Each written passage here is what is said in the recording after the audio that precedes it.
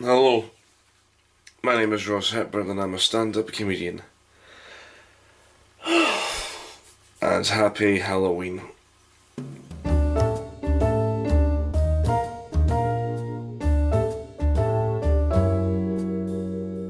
Hello everybody, it's been almost a week since Halloween has passed and I have been a cloud of lightness. Halloween's been a week away, and since so much has been going on for the build-up to it, now that it's all done, my body's pretty much crashed. And because of it, I developed a bit of a cold over the last week, so I didn't make anything in that time because I was just so tired and so exhausted. But now, I'm sort of back up to scratch. My throat is feeling it a bit, but I've got stuff on standby in case I start coughing or anything like that. But regardless, I'm going to talk to you about the whole Halloween day because it was unlike any other day I've ever had. I've never had a day that has been a marriage of being the most fun and enjoyable while at the same time being the most busiest and stressful. And if you don't know what I mean, I shall explain, starting with the beginning. Hello, it is currently 20 to 9 on Halloween morning. We're just getting ready to get the first show underway. I've surprisingly woken up at 7:30 like I planned, and I'm now about to get ready to go off and start off the first show. I'm meeting Graham, my sound guy, for breakfast, and with me I am taking the bag that is full of my hairspray and Oreos, and the other bag it's my shoes and yellow belly snakes, and of course my suit, which is currently hung up in my little carrier bag. 3 gigs in a day. This is going to be a little cool Halloween that I've not done for a while. Let's hopefully make this Halloween a big and brilliant one. The last few months have flown so by, but now it's showtime. Let's kick some serious ass. I started my day by getting up and getting ready for the first show of the day, which was going to be at the Pollock Halls Conference Centre. And it was an interesting day because we had to get up early for it because the sound check was at 12:30. And we knew that we stayed too far out of town to get there for an early time, so we had to get up early just to get there. And we got to the conference centre, and it was, I must say, it was a lovely place to be. And here we are in our beautiful room. This is a nice room. Apparently it could fit about, I'll give you a size. Look at this. It could fit 120 people. We could fill that in here. Anyway, this is gig number 1 for show number 1 on Halloween. And it's a beautiful room, sounds alright, keeping it relatively low so we don't deafen anybody. But I think we have got a nice room here, we have got a definitely nice room. The first show of the day was a corporate gig that I got asked to do by the Action Group, who have booked me before for their volunteer stuff and their volunteer services, and they booked me specifically to do a show again for them on Halloween. And I turned up at the conference centre, did the sound check, and it seemed as though we were going to have a good day. There was going to be one major difference to this show though, because since it was on Halloween, I decided to go a bit extra with my Beetlejuice outfit. Here I am now, I'm now in what they call the prayer room. This is where they have little prayers and stuff like that, and I'm now going to have the most important feature of today done. I'm going to get made up in makeup to look like Beetlejuice with the help of my good friend Sarah. Say hi, Sarah. She's a good friend of mine. She's going to help me out, make me look even better than what I already do. I'm going to hand the camera over to Graham at one point and he's going to show you what goes on in the makeup experience. Now, the makeup process that I've done before, I only ever wore the Beetlejuice makeup once, and that was to put on the makeup for the posters and flyers designs that I had back in January that I wanted to get done. I knew that if I just had myself on face wearing just the suit, people wouldn't buy it, so I thought, well, I'll paint my face up to look like Beetlejuice. That way people will know that I'm still Beetlejuice. And then the sort of idea came further on down the line that if I was going to do the show on Halloween, I would like to wear the full face and even have my hair spray painted green. And that could pretty much sum up the whole of the makeup experience because all that really went on when I was getting made up to look like Beetlejuice was spraying,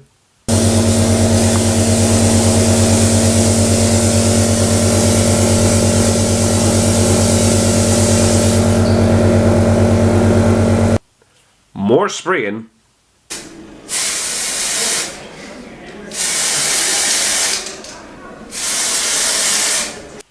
and a bit of painting.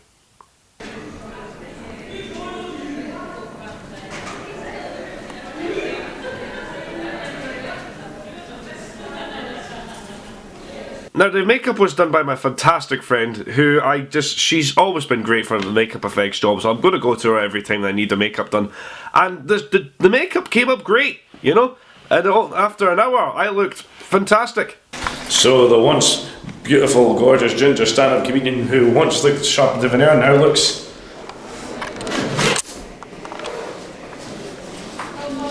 like this. I got a lot of odd looks just walking around the building by myself, but that's not important.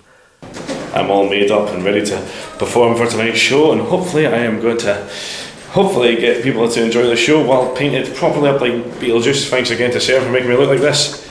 Let's go rock the show out tonight. The gig went on, and unfortunately, since this was it started to have a lot of technical difficulties, particularly with the sound. And I started to feel guilty at this point because if the sound was screwed up, I brought and paid my sound guy all the way out here just to do nothing for me for the next hour. But regardless, even though the sound didn't properly work, we carried on with the show. And I'll be honest, folks, since it was a corporate, it was pretty much one of the hardest gigs that I've had to do. And I don't mean hard in the fact that the crowd were awful and the crowd were difficult to deal with at times. They were just like, they weren't up for it. There was a long day for them, and they wanted to get out as soon as they could. So I relatively kept my set short, and I still enjoyed the gig, and they still enjoyed it as well. But I could tell that everybody wasn't there for the right reasons. After that gig, I got into a taxi, and then I went straight to the Banshees. So I just finished the gig, and here I am outside the venue tonight, outside the wonderful Banshee Labyrinth, where they're being so supportive. We've got Ash and Ollie already here. Hi guys. Say hi guys. Hey. How are you doing? Are you looking forward to tonight, boys? Oh, hell yes. Yeah, we are. And they've already advertised our poster on the wall and on there and on the door. We are going to be so rock and roll tonight it hurts. Yeah. High five to the camera. There we go. Woo! Camera 5, I'll take Camera it. 5. Go on, yeah. Careful, the lens is expensive. Already turning up in Banshees, and everybody was already enthusiastic for the night. Their support I could not have had any better for. The fact that they had our posters and our flyers all over the place regardless. They were telling people who were coming into Banshees that didn't have anything on that night about how the show was going to be for them that night, and telling them about it so that they can get more people in for us. That was great as well. Everybody who turned up to help out on the night was in high spirits and was enthusiastic for the night. We are here in the Banshee Cinema right now, just setting up the room. Everybody's here in full swing.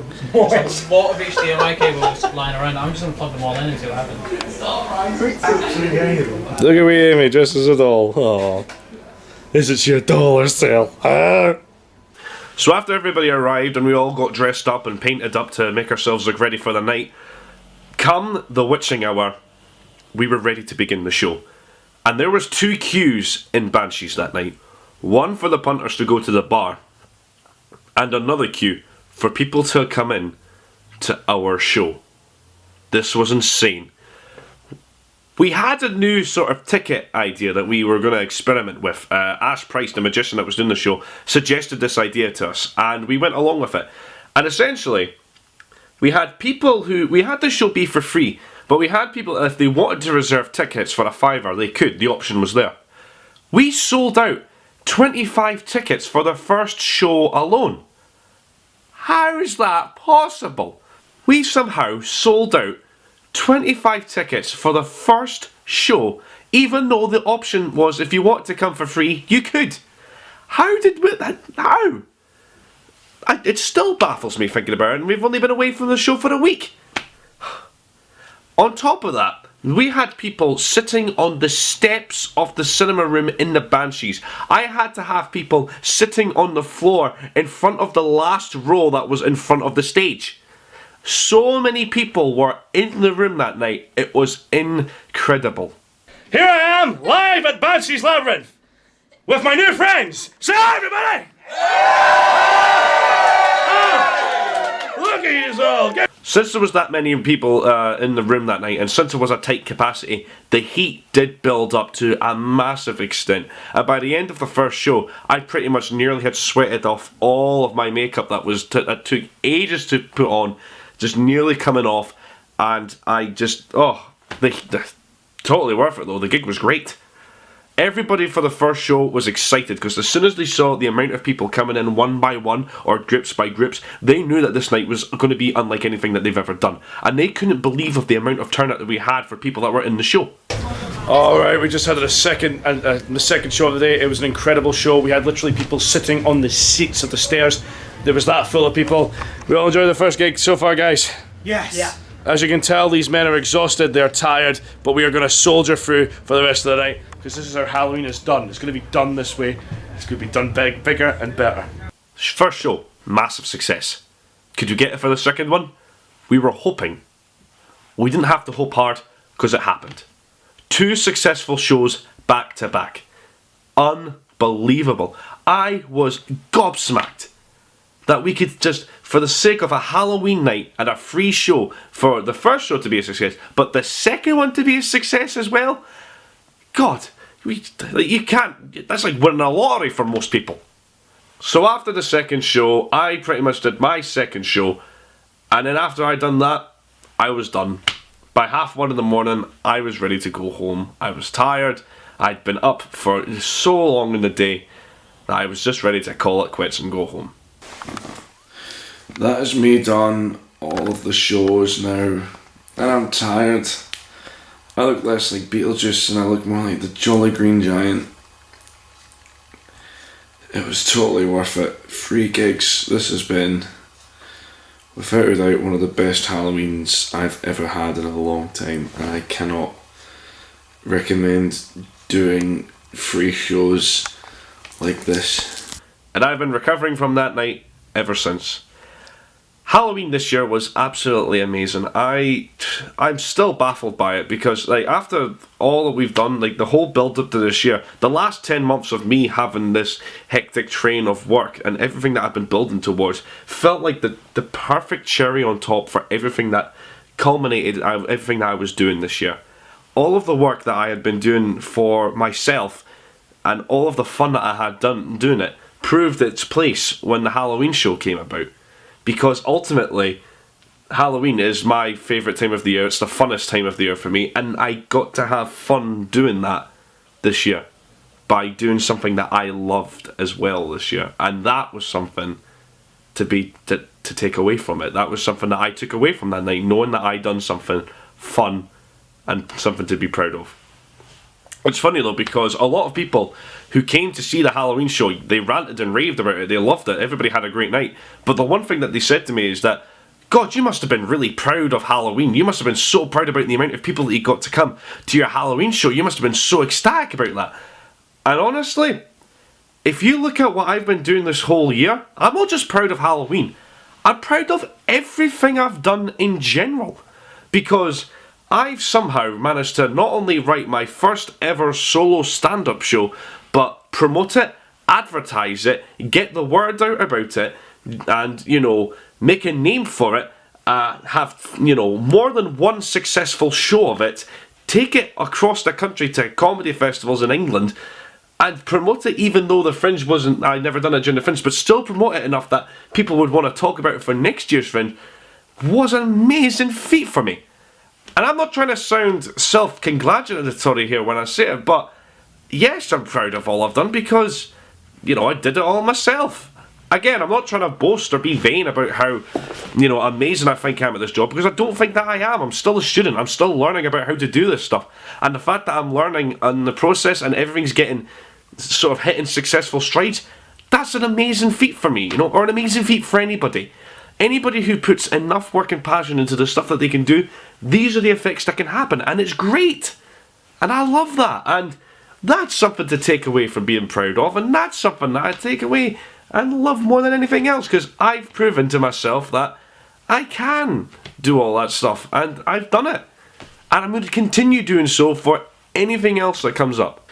I think the one thing that I can walk away from knowing from this show is that I invited my grandfather to come see this show. And as much as I had so many people coming to see the show and whatnot, I invited my grandfather, a man that I love, to come see the show. And he was so moved and so touched by the show, he loved it that much that I moved my grandfather to tears. He was so proud of me and he was so proud of the show. And I couldn't ask for anything more than that, really. To have my grandfather there and for him to see this show, was a great thing to have. So what's the plans now then? What's the plans now for me now that Halloween is out of the way? Simple, really. Nothing. I'm gonna take the next 2 months off. I need this time off. I need to relax. I can't not just carry on. I mean, sure, I'm going to be busy. I want to keep myself busy and active as much as I possibly can, but the idea of still doing stuff and performing is going to be something that's going to take a step for now. I've performed all that I can, and I've done all that I've done this year. Like, if more than that, and anything else. Also, like, I mean, this isn't going to be the end of the show. I'm going to keep this show going for, like, I've got the Aiden Goatley idea where I want to do it for the next 5 years because I'm really proud of this show, and I want nearly everybody to see it because it's unlike anything you've ever seen before, and like the responses that people come from it are genuine, and it's what they mean that say that to them. Which is why I've applied it for next year's Fringe. Simple as that. I want my show to be part of the Fringe. I want to get it shown to everybody during the Fringe, and I want people to come see it and just appreciate what good work that can go on in this, you know? Which is why I'll be rereading this a lot when it comes closer to the time. As well as that, I'm going to try and keep myself busy with other projects. I mean, I want to try and get a little web series that I've been trying to make off the ground soon. I'm going to try and write more stuff. I want to try and write from other people as well. I want to try and write my second stand-up show because I've been meaning to try and get that off the ground. I've written 14 pages of it, and I still haven't written anything new yet, so I'll probably go back to that at some point soon. But in the meantime, Halloween is done. Halloween is over. And I could not have been more happy with the day itself. Was it a success? I would highly say so. This Halloween was incredible, and to anybody who's watching this who was there that night, you know how incredible it was, because this wasn't just a night for a few drinks at a party. This was a night a night to remember.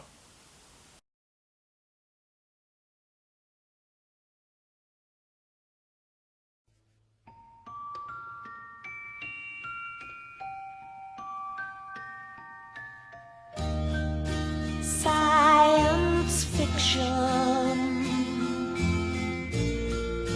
double feature.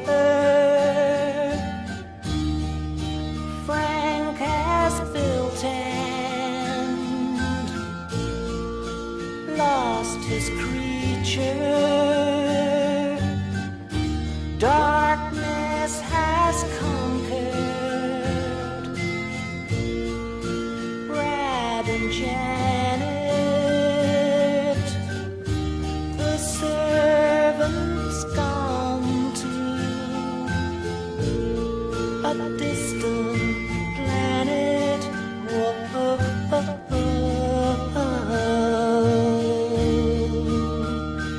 at the late night double feature picture show.